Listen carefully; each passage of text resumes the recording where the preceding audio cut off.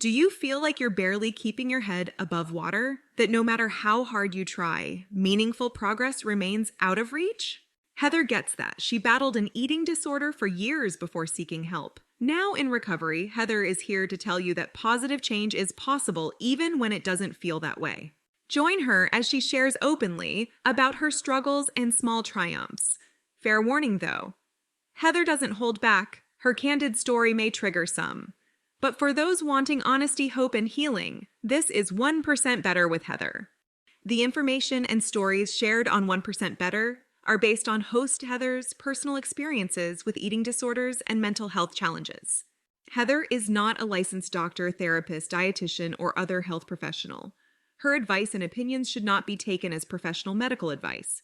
Please consult your physician or a qualified health provider regarding any medical or health-related issues. 1% Better also contains descriptions of eating disorders that may be triggering for some listeners. Discretion is advised. Hey there, my little gaffers, and welcome to 1% Better with Heather. Today I have a special guest, edWarriorMon, as she's known on TikTok. For the next couple episodes, edWarriorMon will share how she got pulled into this eating disorder hell. No questions off limits. She will speak about her daughter and their experience with the eating disorder recovery system, how this disease affected her family. She will also be discussing her faith in a higher power and how that helped her get through this eating disorder hell. It takes a brave person to come onto a worldwide podcast and air your dirty laundry, so to speak. I applaud her for this. Now, without any further ado, here is edWarriorMon.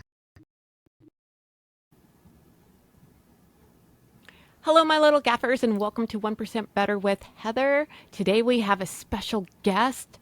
edWarriorMon is here, as she's known on TikTok, so make sure you go follow her. Welcome, edWarriorMon. Would you like to introduce yourself, please? Hi, Heather. Yes, I'm edWarriorMon on TikTok, but my actual name is Kendi, and I know that's hard for people, so I tend to introduce myself as Wendy with a K, because that seems to make a little more sense to folks. And yes, I'm a mom. I have a husband and 3 kids, and just trying to kind of get by in this life, and excited to be here today to talk about a really important topic. Well, thank you very much.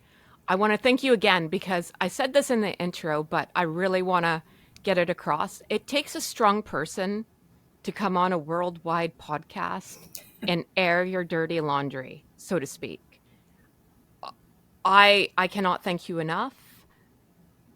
This is how we make change, and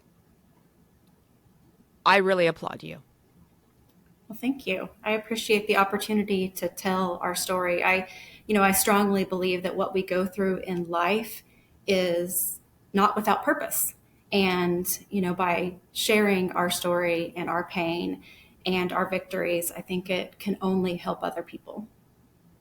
So let's get into it. Let's just dive right in, right? Feet first. Okay. So explain to me how you got on this eating disorder hamster wheel of hell. Well, first I would say kicking and screaming is how we got on it. Our story began about 3 years ago when our beautiful, intelligent, athletic, nobody like her, 17-year-old daughter at the time started struggling with an eating disorder. And we were blindsided. I mean, we knew something was going on with her, but this was the last thing that I expected for her or for our family. I've been a worrier, not to be confused with warrior, that came later, but a worrier my whole life. And when you're a worrier, you have this kind of mental list that you keep of all the things that could possibly may go wrong in your life. And even that list didn't have this on it. That's how kind of far-fetched it seemed to us. And now that we've had all of this time, 3 years, to reflect, it wasn't so far fetched. I mean, we've learned so much about her perceptions of herself, childhood experiences that impacted the development of this disorder, and just how it can develop over a very long period of time. And the other thing that we learned was that there is a typology for anorexia specifically. Heather, I don't know if you have heard this or know this, but it reads like highly intelligent, type A personality, high achieving. I mean, so far it's like a LinkedIn endorsement, right? Like, who doesn't want to be all of those things? Anxious, and then a super feeler, which is different from being sensitive or emotional. It is, someone who feels very strongly but doesn't necessarily know how to regulate or manage those emotions. So for us, that was like check, check, check, right? So I don't know, do you resonate with that list, Heather, in your experience? Well, besides the highly intelligent, sure. Well, I think I've learned over time that a lot of people do that a lot of people adhere to that kind of typology. And so we also learned very quickly over time that there are so many other kind of related factors at play outside of just what you can see and eating and body image and those kinds of things. I mean, we're talking anxiety, we're talking depression. And while it wasn't the case for us, specifically, there are things like OCD and personality disorders and trauma. All of these things kind of work together in a very nefarious way. So, back to our story, finding out about her struggles was really a significant turning point in our lives. And we began this now 3-year journey of figuring out what the heck is going on and supporting her through sickness and in health and sort of kind of health. And then 2 very different but equally as difficult admissions to eating disorder treatment programs. Okay, so let's get in the DeLorean, go back in time. Take me to the point where you saw, oh shit, this is more than maybe wanting to get healthy. This is now an addiction. Yeah, and I think I would say in our experience, it all happened very slowly. It wasn't sort of just this bombshell thing that happened, although she did tell us that it was happening. And I knew immediately, like life was never going to be the same. I didn't think it was insignificant. But I think, we immediately got her the help that we knew how to get her, a therapist, a dietitian. And we spent probably 7 months doing this.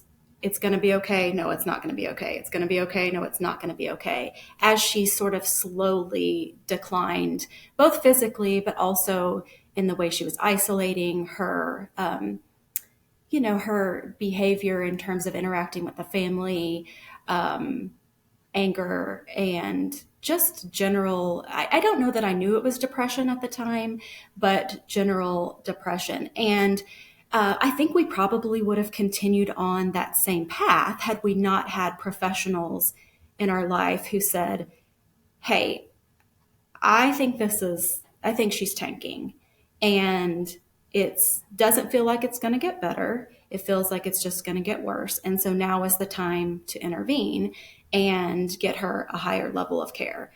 We had no idea what higher level of care meant in that moment, but we're just taking things on recommendation of people that we trusted, and certainly knew that at 17, we had some opportunities that we might not have once she turned an adult and, was no longer living at home. So we took action and got her into a residential treatment program. At 17. So Just a little backstory on your daughter. Was she an athlete? Was she really out there, like with the people? She had a group of friends. Yeah, I mean, I think, when it goes back to me saying we were blindsided, I really felt like our whole lives were a good kind of protective factor for something like this. She was an athlete and in a sport where strength and, even brawn in some situations is an asset. We're not talking dancing or gymnastics where you hear a lot about disordered behaviors and pressure to get smaller and smaller. She had, a decent group of friends. I think she felt her whole life that she struggled to make deep and meaningful connections with people. So while she had people to hang out with, I don't know that she felt that she had really strong bonds with any of them. And so, and also in our home, always hindsight is 2020. I think there's a lot of things that we would do differently, but I do feel like we felt like we were present and supportive parents, that we had a good relationship with food and our bodies and the way that we talked about those things at home.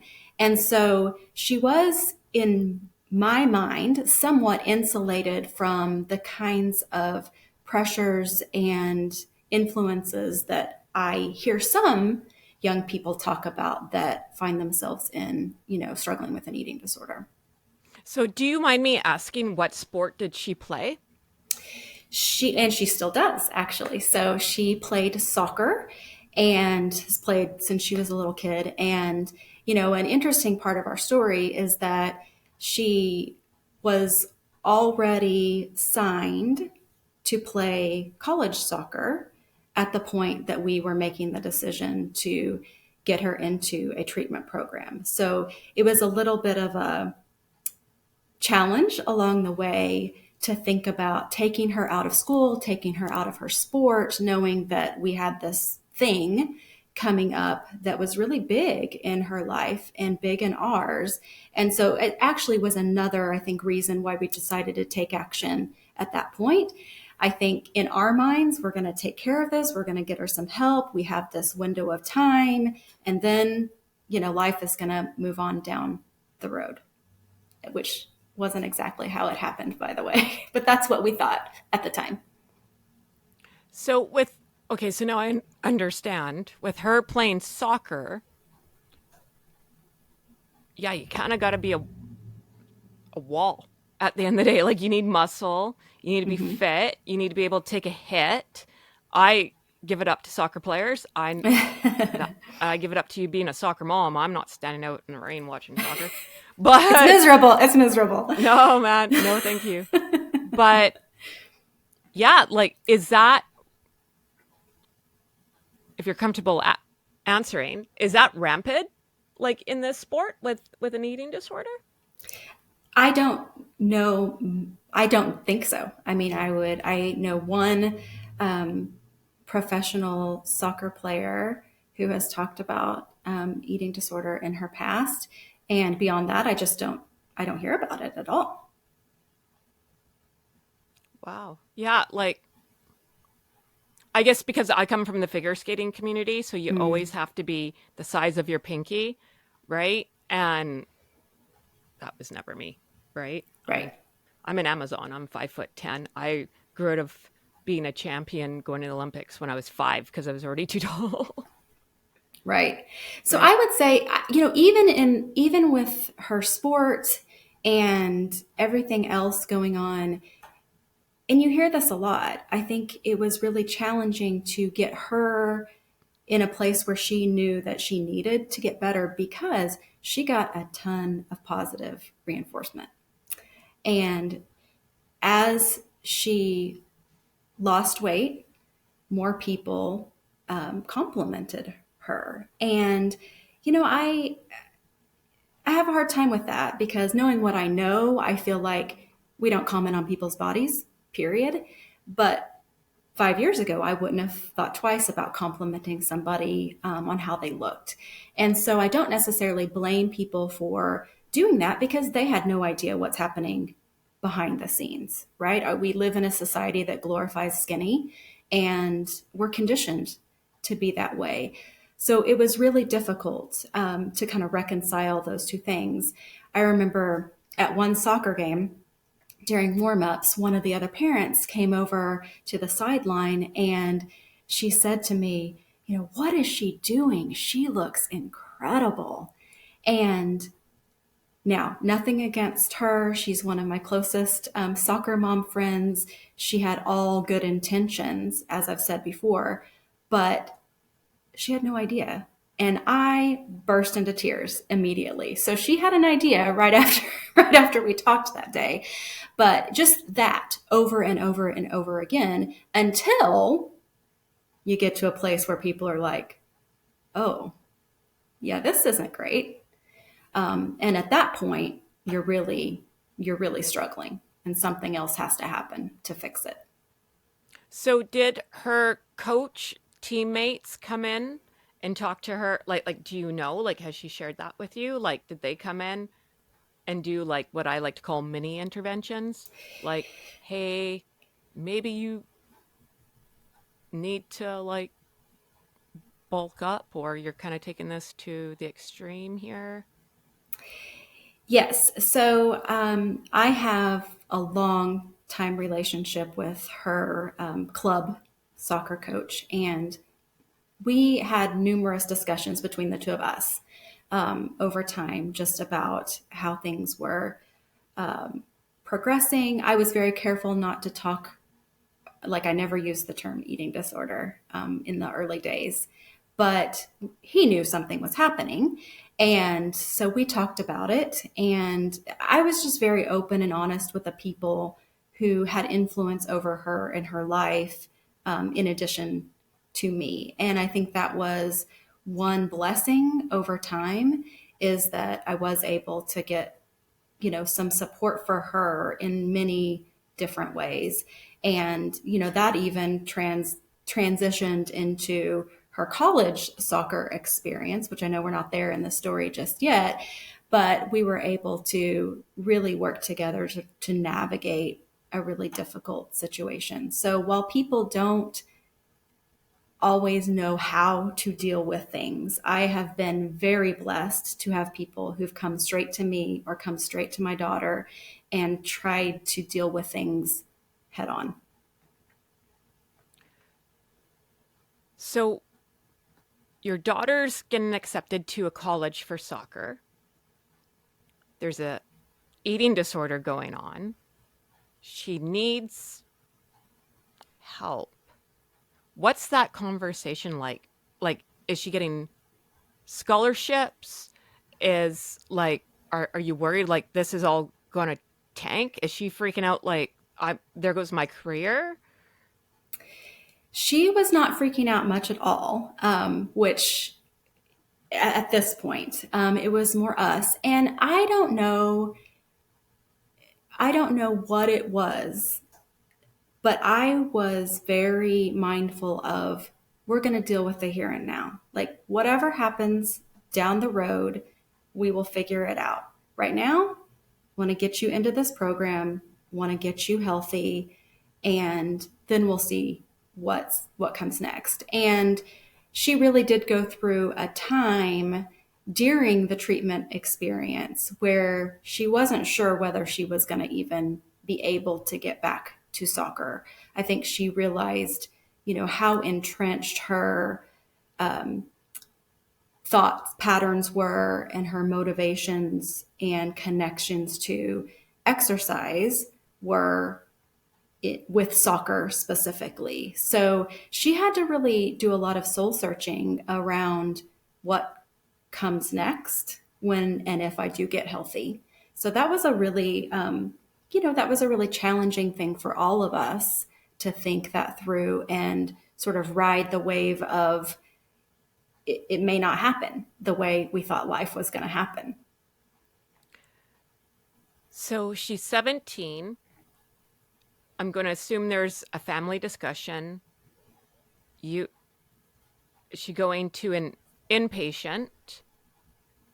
your life now, as you know it, is on hold. And she's